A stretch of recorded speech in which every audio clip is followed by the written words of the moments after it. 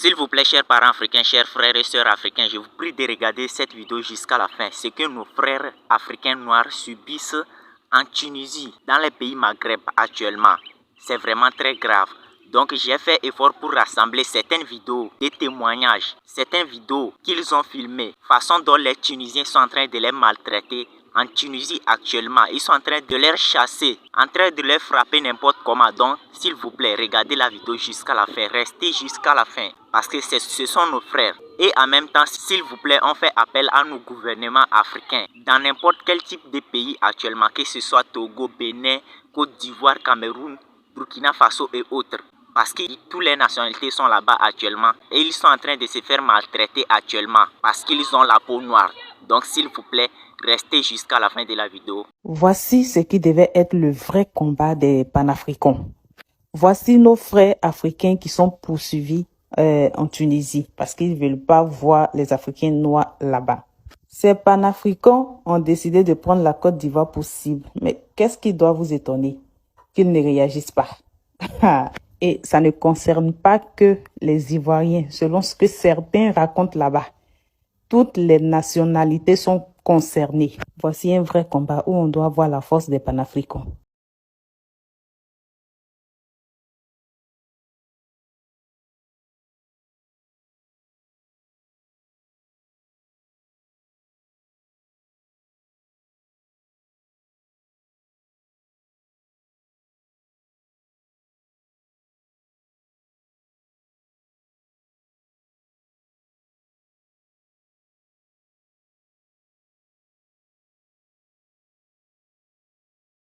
Je me nomme Bankouli Sekwabe Zita Rachel. Je suis une ancienne joueuse de l'équipe nationale. Et présentement, je suis en Tunisie. Je réside en Tunisie. Je viens ce soir faire cette vidéo pour demander de l'aide. Le gouvernement tunisien aujourd'hui nous demande de quitter le pays. Nous sommes persécutés par la police, les autorités tunisiennes. Nous ne sommes plus en sécurité, même dans la maison où nous sommes. D'autres personnes sont dehors. Ils dorment dans la rue. Donc je viens ce soir faire cette vidéo pour que vous venez à nous aider à pouvoir quitter ce pays. Parce qu'à n'importe quel moment, le pire peut s'installer. Nous avons vraiment peur. Moi, personnellement, j'ai peur. Je dors pas. Je reste éveillé toute la nuit. Alors, je fais appel à tout le monde. Pour celles et celui qui me connaît, savent que je suis une ancienne joueuse de l'équipe nationale. Mon club en Côte d'Ivoire est Juventus de Yopougon. Moi, je viens ce soir vous demander de l'aide. Aidez-moi, aidez-moi, aidez-moi. Vous voyez, moi c'est M. Audreau, je suis à HFETA 2. On a été attaqué dans la nuit d'hier. Franchement dit, vous voyez les fenêtres, vous voyez tout ici. On a été attaqué dans la nuit d'hier et par des Tunisiens. Ils ont tout saccagé. Regardez la maison. C'est pour vous dire que, en tout cas, ils ne veulent pas nous voir vraiment. Ils ne veulent pas nous voir vraiment. Mes soeurs, je vous ai plusieurs fois envoyé des messages pour vous dire qu'actuellement, nous sommes attaqués. Peut-être que vous ne croyez pas. Je parle à mes soeurs qui sont en France. Voilà. Vous voyez, cette dame a eu la chance, parce que quoi? Elle a eu le courage de passer par le couloir. Vous voyez la cuisine? Elle a eu la chance de passer par le couloir ici et monter, escalader. Vous voyez une dame qui escalade d'ici jusqu'à en haut pour pouvoir tomber sur la dalle et continuer de l'autre côté. Ah, si c'est pas la Tunisie. Vous voyez? Ah, ce sont les images qui parlent. Hein. Voilà. Sylvie. Voici ça, voilà ce qu'on vit ici, ma belle-sœur. Voilà ça.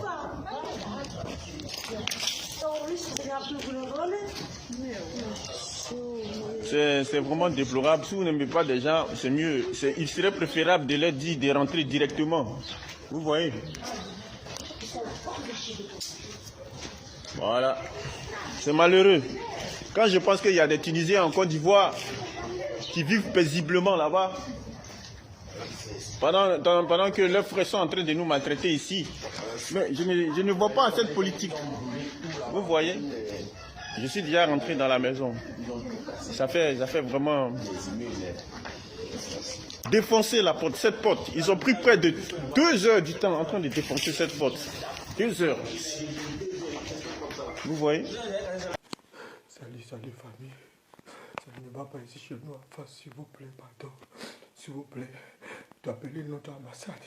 Ils vont nous aider.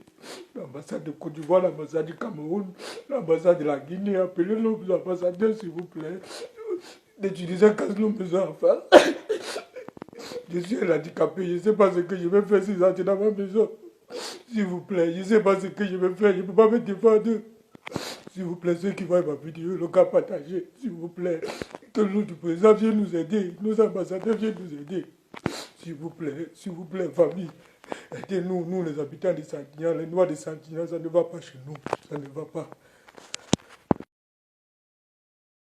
La population a décidé de prendre tout en charge. C'est-à-dire que quand tu vois dans les messages, tu vas dans les messages des vidéos tunisiennes, tout ça, eux tous disent le 26. Le 26, unissons-nous tous comme un seul homme. Je suis en train de relayer les commentaires que j'ai lus. J'ai les captures ici. Si tu veux, quand je termine, vu que je suis abonné, je t'envoie ça par message. Unissons-nous comme un seul homme et faisons sortir. En fait, le problème, c'est que moi, ce qui me dérange, c'est qu'on n'est pas les seuls étrangers. C'est-à-dire, les subsahariens ne sont pas les seuls étrangers. Mais le problème, c'est la couleur de peau. Comme ce que j'ai dit dans le direct. Il y a des Algériens ici. Il y a des Libanais. Il y a des Marocains qui sont étrangers ici. Même moi, je suis travailleuse. J'ai ma patronne chez qui je travaillais, je faisais le ménage, qui est algérienne, qui a marié un Algérien, qui est algérien. Vous comprenez? Mais le problème, c'est la couleur de peau. C'est-à-dire que 10 Algériens peuvent passer dans un endroit. On ne va pas distinguer que ce sont les étrangers, en fait. On ne va pas les demander qu'est-ce que vous faites ici. On ne va pas les demander pourquoi vous êtes là pour travailler. Même l'ami j'ai un ami ici dont son patron aussi, il est libyen. Vous comprenez? Il n'a même pas de permis.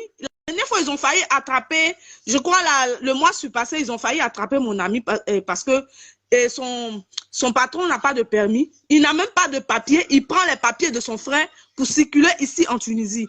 Vous comprenez? Mais le problème, le souci, c'est que ce n'est pas nous seulement qui sommes en irrégulier ici. Nous ne sommes pas irréguliers, nous ne sommes pas les seuls irréguliers ici. Mais le problème, c'est que quand 5 subsahariens peuvent passer dans un endroit, automatiquement, on nous remarque. Parce que, heureusement, parce que je ne peux pas dire malheureusement, parce que c'est une fierté pour nous d'être noirs, mais on nous remarque automatiquement. Voilà, ce sont les subsahariens qui passent. Voilà, ce sont des Africains, comme eux, ils nous appellent. Voilà, ce sont les Africains qui sont en train de passer. C'est ça le souci. Sinon, le souci n'est pas qu'est-ce qu'ils sont venus faire ici, ou bien le souci n'est pas qu'est-ce que telle personne a fait du mal. Il y a des personnes qui ont fait du mal dans tous les pays qui ont des lois. Quand une personne fait du mal, et même les personnes qui ont fait du mal, qui ont tué la sœur ivoirienne, ils ont été condamnés à perpétuité ici. Ils ont été condamnés. Ils sont presque 4. Ils ont été condamnés. Voilà. Maintenant, le souci, est là, en fait. Tu comprends? C'est ça le souci.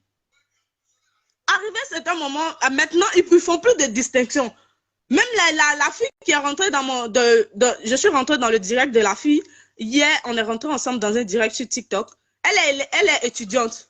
Mais son bailleur, lui a simplement dit de sortir. Vu qu'elle a uniquement la carte de séjour provisoire. Parce que l'original, pour qu'il sorte, c'est tout un souci. Oui. Okay. Vous comprenez? Maintenant, elle a le provisoire. Par rapport au provisoire, elle était tellement fatiguée depuis 2 ans de demander la carte de séjour qu'elle a arrêté en fait. Maintenant, le bailleur l'a mis dehors. Le bailleur l'a mis dehors. Actuellement, elle vit chez son ami. Et c'est pas la seule.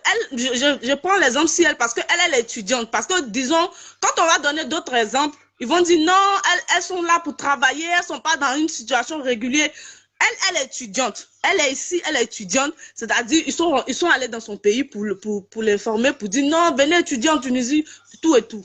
Mais malgré ça, ici, ils font plus de distinction. Tout le monde est en danger. Tout le monde est en danger. Parce que déjà, si c'était uniquement que les autorités, on pouvait dire oui, les autorités vont contrôler uniquement que les papiers. Mais la population a décidé de prendre ça en main. Le 26, je ne sais pas qu'est-ce qui va se passer parce qu'ils ont dit qu'ils vont se lever comme une seule patrie.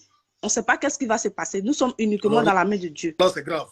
Voilà, c'est ça le souci. Oui, c'est ça le souci, c'est ce qui fait peur.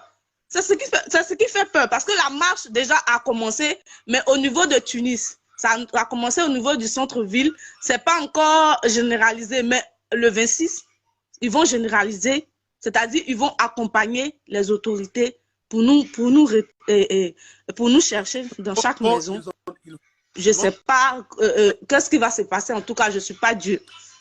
Comment? Que Dieu vous protège. Une étudiante qui marchait avec moi sur la route, à son niveau, elle a failli être heurtée par une voiture et elle a crié sur le chauffeur. Pourquoi? Il a ouvert la portière, il a voulu la frapper pour ne rien. Et là, moi, j'étais proche d'elle, j'ai voulu lui dire, monsieur, s'il vous plaît. Automatiquement, le boucher qui était à côté est sorti sur moi. Un autre aussi, monsieur qui roulait à moto, il a garé aussi sa moto. L'autre m'a donné un coup de poing dans l'œil, tandis que l'autre venait avec, et le boucher est sorti avec un couteau. J'ai senti ce mépris-là. J'ai tout juste dit pardonner pour éviter que je sois poignardé à coups de couteau. Salut, je suis Biovamet Michael Eli, président des étudiants et stagiaires ivoiriens en Tunisie, étudiant à l'ESAT université. Et je suis là pour faire part de mon témoignage par rapport aux conditions de vie que nous rencontrons actuellement sur le territoire tunisien. Je me sens menacé en tant qu'étranger et noir, surtout noir. Parce que je ne vois pas ces actes posés par les Tunisiens sur des Algériens, ni ici des Marocains, ni ici des Français, etc. Mais du fait que tu as la peau noire, tu es subsaharien, automatiquement tu es visé, tu es dans le viseur de la population. Et même de temps en temps de la police. Et les arrestations arbitraires sont beaucoup récurrentes au niveau de la police. On ne prend pas le temps de regarder tes papiers. On vous rassemble, on vous met dans un cargo. Automatiquement, on vous envoie au poste de police. C'est là-bas ils vont essayer de contrôler. Alors que nous nous disons que lorsque, même si c'est pour vérifier les papiers dans la légalité, on peut prendre le temps, la police, de vérifier les papiers, sinon on est en règle, on nous laisse passer, c'est tout à fait normal. Mais nous rassembler dans des voitures et nous déporter dans des endroits et après nous ramener vers des prisons, le temps que le juge soit disponible pour le procureur et ainsi de suite. Nous sommes mêlés à des prisonniers. Vraiment, nous déplorons cet acte. Nous déplorons cet acte. Il y a une étudiante, elle, c'est une boursière de coopération, mais elle n'avait pas ses papiers sur elle. Mais quand elle arrive au poste de police de la Soukra, ils l'ont arrêtée. Elle a fait savoir qu'elle était à l'étatique. Donc, elle se déplaçait, mais malheureusement, elle n'avait pas ses papiers. La police l'a fait descendre du louage et on lui a demandé ses papiers. Elle a fait savoir qu'elle n'avait pas su elle. Elle a montré ça en photo. On l'envoie au niveau de la Soukra. Elle a fait savoir qu'elle va faire signe le temps qu'on envoie ses papiers. On lui a dit non, il faudrait noter, signer un document en arabe. Elle est ivoirienne, elle ne comprend pas l'arabe. Elle a fait savoir que non, elle ne pouvait pas signer. On lui a dit non, qu'on allait te déporter. Hamdoullah, moi j'étais disponible. Dès qu'elle a pu me faire signe, je suis arrivé avec l'ambassade au niveau du poste de police de la Soukra. Et à ce niveau-là, nous avons pu plaider et les policiers l'ont fait sortir. Mais cette histoire de documents qu'on nous présente en arabe sans nous expliquer la raison pour qu'on puisse signer. Mais nous avons vu plusieurs personnes qui ont signé des documents en arabe et ils ne savent pas le document stipule quoi. Si on va te rapatrier du jour au lendemain, si on t'accuse de quelque chose, ils ne savent pas. Aujourd'hui, nous pouvons parler concrètement d'un racisme d'État. Et nous ne nous sentons vraiment plus en Tunisie comme un pays d'accueil. Nous regrettons une passivité de l'État par rapport à ces actes aujourd'hui. Et vraiment, nous souhaitons que l'État se penche sur cette question migratoire et essaye d'être plus active, protéger plus les subsahariens que nous sommes sur le territoire.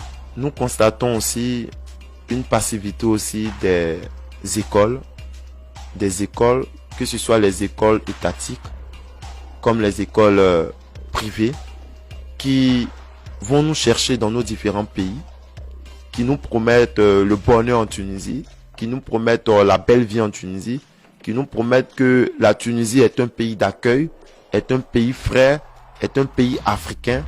Mais quand nous arrivons ici, nous constatons ces actes ignobles vis-à-vis des subsahariens. Pourquoi certains hommes d'État essayent de pouvoir monter l'esprit de la population vis-à-vis des pauvres subsahariens que nous sommes? Nous ne sommes pas armés, nous ne venons pas pour créer des problèmes à la Tunisie. Nous venons simplement dans un cadre pour vivre ensemble, pour pouvoir avancer, car nous sommes tous africains. Mes propos aussi ne s'arrêtent pas qu'aux étudiants et stagiaires sur le territoire tunisien, mais sont plus poussés aussi vers les non-étudiants qui sont de passage en Tunisie, qui sont venus pour pouvoir gagner aussi un petit pain pour vivre. Et je tenais à pouvoir dire aux Tunisiens que ce sont des êtres humains. Au jour d'aujourd'hui, on nous attribue, nous les subsahariens en général, plusieurs actes que nous sommes des voleurs, nous insultons, nous agressons, etc. Cela existe, mais cela est ces actes posés sont une fine partie de la population subsaharienne qui pose ces actes. Moi, je voulais attirer l'attention de l'opinion publique afin qu'ils ne puissent pas généraliser, parce que ces actes dans tous les pays du monde, il y en a. Les étrangers, deux fois d'autres, ont des mauvaises idées, des mauvaises intentions et ils posent des actes qui ne sont pas commodes. Mais ce n'est pas pour autant qu'on va généraliser cela à toute la population subsaharienne sur l'étendue du territoire tunisien. Le même traitement que les Tunisiens crient en longueur de journée qu'ils sont victimes du comportement des Européens vis-à-vis de leurs conditions de vie en Europe, c'est ce même traitement aussi que les Tunisiens nous font revivre ici.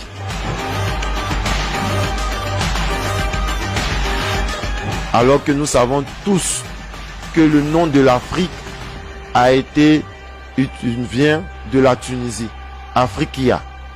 Et nous sommes là pour vivre ensemble. Nous demandons à la population tunisienne de pouvoir baisser un peu de tempérament, car nous ne leur voulons pas de problème. Nous venons juste pour faire nos études. Nous venons juste pour chercher notre gagne-pain. Salut à toutes et à tous. J'espère que vous allez bien. Moi, c'est le 90 minutes. Et je viens vous informer de quelque chose qui est très capital pour nous les Ivoiriens. Nous avons eu un entretien avec le consul et ses adjoints à l'ambassade de Côte d'Ivoire à Tunis. Et nous étions tous là-bas. Nous étions nombreux à venir exprimer notre ras-le-bol. Et donc, ils ont pris des décisions. Premier temps, on nous a dit, comme le cas n'était pas urgent, ils avaient déjà lancé le rapatriement volontaire depuis dans le mois de août. Mais comme cela n'était pas encore assez, c'est pour cela qu'ils n'ont pas encore fait. Et après, nous avons dit au consul que le cas où nous sommes est très urgent. Qu'ils appellent nos autorités, les ministres, le président en question, Monsieur Alassane Dramane Ouattara, l'excellence, afin qu'ils puissent dépêcher des avions pour nous chercher ces ressortissants qui décident de rentrer chez eux à la maison. Aujourd'hui, beaucoup de personnes sont agressées. Ils ne savent pas où aller. Nous avons trouvé des personnes qui ont été délogées de chez eux, mais qui se sont retrouvées à l'ambassade. Aujourd'hui, chers amis, je pense que notre État ne prend pas les choses au sérieux. À la où nous allons, les choses deviennent sérieuses.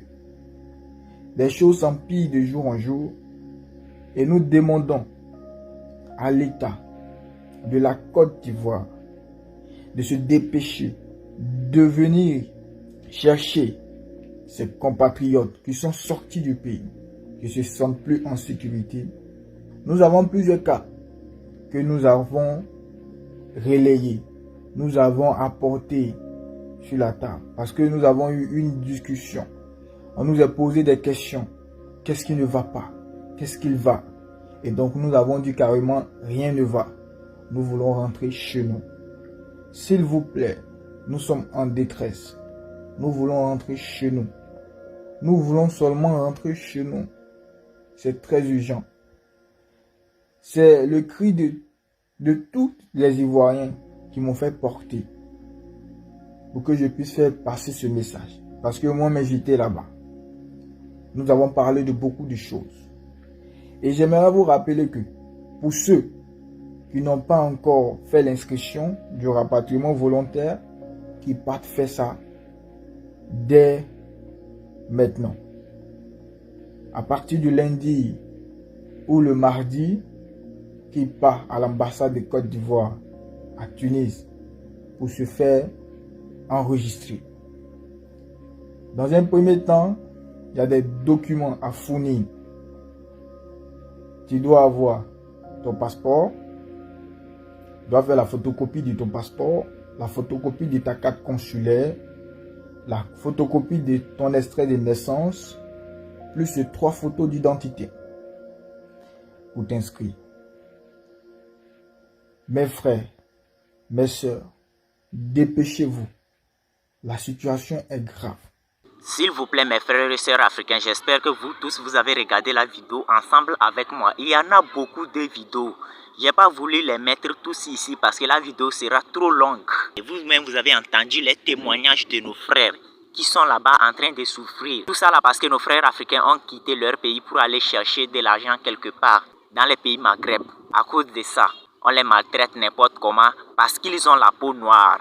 Et ces Maghrébins là se disent africains. Genre, eux aussi se prennent comme des Africains, mais ils n'aiment pas les Africains qui ont la peau noire. Et il y a certains Maghrébins même là, et ils se prennent même pas comme des Africains, et ils n'aiment pas qu'on les appelle les Africains, genre ils veulent qu'on les appelle les Français. S'il vous plaît, je fais appel à tous les blogueurs africains, que ce soit tous les blogueurs togolais, burkinabés, camerounais, guinéens, bien, c'est-à-dire, faites appel à vos gouvernements, faites appel à vos présidents de faire quelque chose pour ramener leur population dans leur propre pays. Parce qu'il n'y a pas que les Ivoiriens là-bas en Tunisie ou bien au Maroc ou bien en Algérie. Il y a toutes les nationalités là-bas actuellement. Il y a toutes les nationalités de l'Afrique noire là-bas. Que ce soit Togolais, Burkinabés, Camerounais, tous les Guinéens, tout, il y en a tout là-bas actuellement. Et tous, ils sont en train de se faire maltraiter là-bas actuellement. Parce qu'ils ont la peau noire. Donc, on les maltraite. Ils ne prennent même pas nos frères comme des êtres humains. Ils les prennent comme des animaux. Genre, des animaux même ont des valeurs plus que nos frères africains qui sont là-bas. Et tout ça là parce qu'on a la peau noire. Donc, s'il vous plaît, je prie à toute personne qui tombe sur cette vidéo de partager au moins minimum dans 5 groupes. On se dit à la prochaine. Ciao. Merci beaucoup. Fier d'être africain. Fier d'avoir la peau noire.